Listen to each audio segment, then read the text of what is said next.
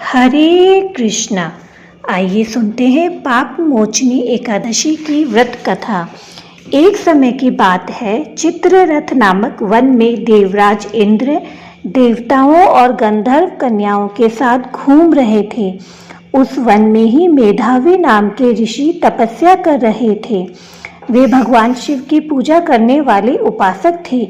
एक बार कामदेव ने उस ऋषि की तपस्या भंग करने के लिए मंजुघोषा नामक अप्सरा को उस वन में भेजा। मेधावी ऋषि युवा थे। वे उस अप्सरा के नृत्य, संगीत और रूप पर मोहित हो गए। वे दोनों रति क्रीड़ा में लीन हो गए। एक दिन मंजुघोषा ने मेधावी ऋषि से वापस देवलोक जाने की अनुमति मांगी।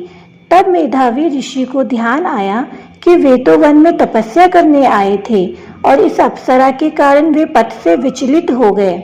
मेधावी ऋषि ने क्रोध में अप्सरा मंजुघोषा को पिशाचिनी होने का श्राप दे दिया।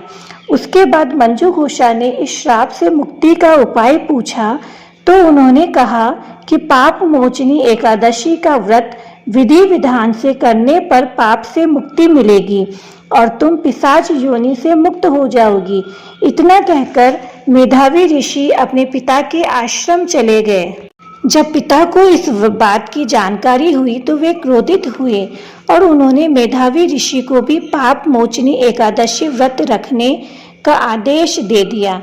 जब चैत्र कृष्ण की एकादशी तिथि आई तो मंजुघोषा ने विधि विधान से पाप मोचनी एकादशी व्रत रखा और भगवान विष्णु की पूजा की। इस व्रत के पुण्य प्रभाव से मंजुघोषा पिशाच योनि से मुक्त हो गई और फिर से वह स्वर्ग को चली गई। मेधावी ऋषि ने भी व्रत रखा और वे अपने पापों से मुक्त हो गए। इस प्रकार से जो भी व्यक्ति पाप मोचनी एकादशी व्रत रखता है उसके सारे पाप धुल जाते हैं और वह पाप मुक्त हो जाता है। हरे कृष्णा।